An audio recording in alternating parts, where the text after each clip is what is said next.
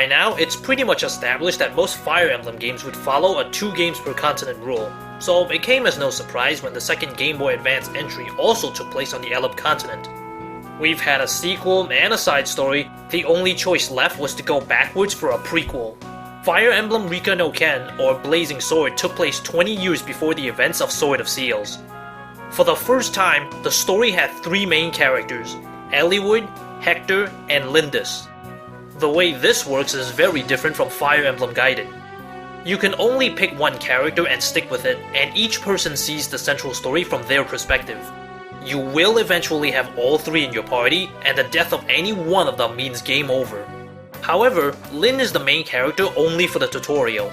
She's still an integral part of the plot even if she doesn't have her own perspective on the main quest. Sword of Seals had a tutorial, but it's only one map designed to teach you the bare basics.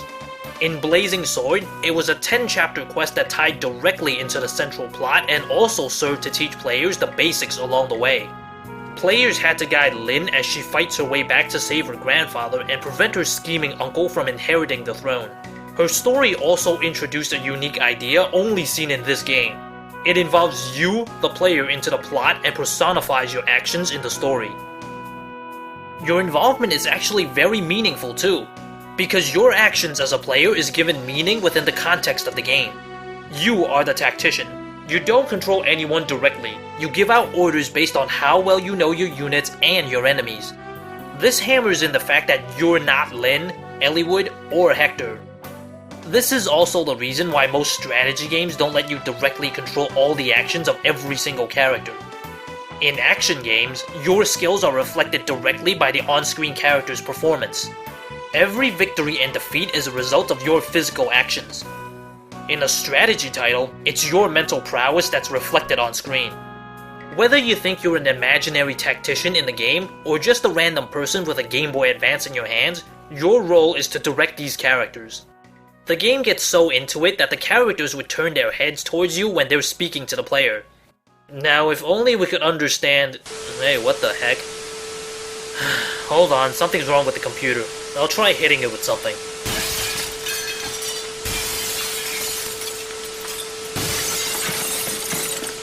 Nah, much better. But the text still looks scrambled. Oh my god, that's in English! Just when nobody had expected it, Fire Emblem finally made its worldwide debut after 13 years. Sure, the subtitle didn't make it, but who cares? It's Fire Emblem in English! In hindsight, I think using Blazing Sword as the series' introduction was a better move.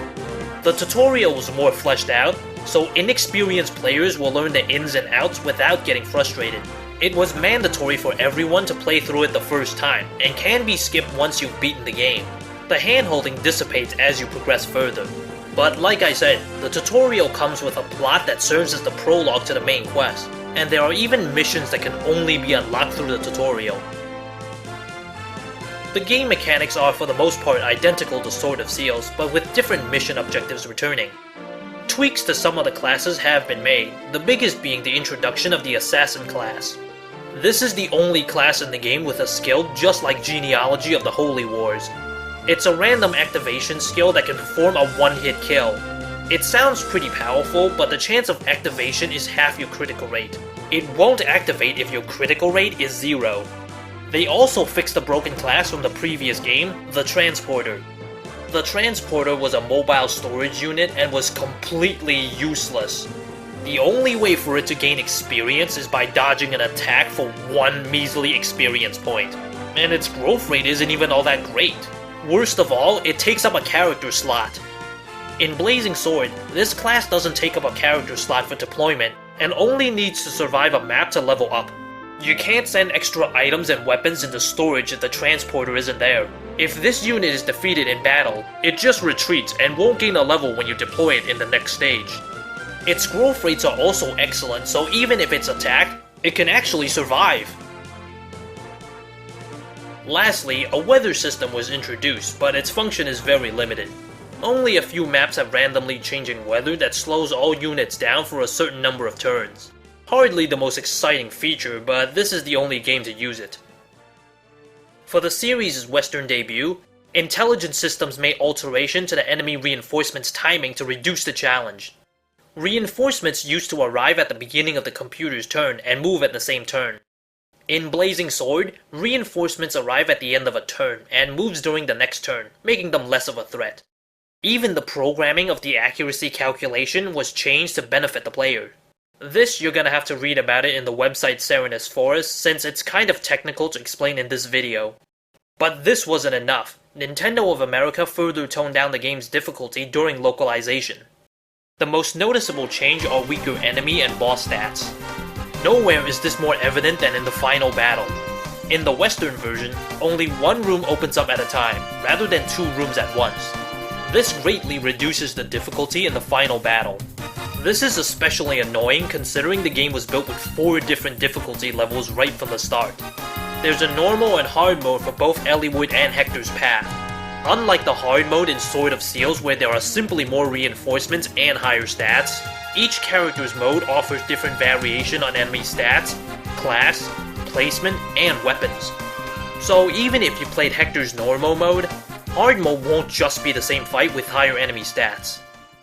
Finally, this may be nitpicking, but they inflated Lin's age by 3 years for whatever reason. Lin is only supposed to be 15 years old at the prologue. I have no idea what spurred this change. At least we got all new animation for Lin's ultimate weapon not seen in the Japanese version. Nitpicking aside, everyone else's personality survived the translation process, for the most part. The entire cast of characters are brought to life once again by support conversations. Intelligence systems realized that people would have trouble remembering all the details for such a big cast, so support conversations are saved into a log every time you unlock the new one. So that way, you can go back and reread any supports you've unlocked at your leisure. What Western audiences might miss out on is the experience of reuniting with some characters. Within Blazing Sword are returning characters or relative of characters from the previous game. We get to see how different some characters were when they were young, or fill in missing parts of a previous character's family, or playing as their parents. But even without that connection, each character's personality shines through in this story. Another first for the series are beautifully hand-drawn artwork seen during many important points of the story.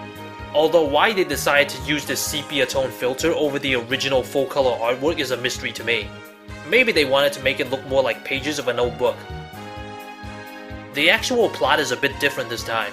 For one thing, there's no great war threatening the stability of the continent. The plot centers around Eliwood's missing father and the search for him. Our heroes would eventually get involved with a pair of siblings being pursued by an evil organization, and also get dragged into Byrne's political struggles. On Eliwood's path, it's more centered around his relationship with the mysterious siblings, Ninian and Nils, while Hector tends to focus more about his relationship with his brother and the growth of Hector himself. Sounds pretty normal, right? But there's more to it than that. This is the only Fire Emblem where you never get to travel through the entire continent. The scale of the battles are also smaller than previous games, within the context of the story, though the gameplay is unaffected. Think about it, even with all the units you see, do you really think Eliwood and Hector could sneak into someone else's country with thousands of troops, and wage war in front of the royal palace of Byrne without anyone noticing? I imagine the designers wanted to avoid creating plot holes for Sword of Seals, so this quest was kept on a more personal level, with secret missions. Attacking cities and towns are now street brawls within the context of the story. Finally, despite the happy ending, we know Eliwood and Hector ultimately fail. Remember, this is a prequel to Sword of Seals where the continent was engulfed in bloodshed and genocide after Byrne unleashed their army to destroy the world. Eliwood and Hector stopped one evil and ironically saved a greater evil that caused far more death and destruction. This grim realization might not occur to Western players because they missed out on the complete saga, although it is hinted in the story. The story's villain also stands out from all the tyrannical kings of the past. Nurgle is actually a magician corrupted by a dark power, a remake of Ganef if you will. His motivations are more selfish, with a hint of tragic love story. And then there's the organization known as the Black Fang.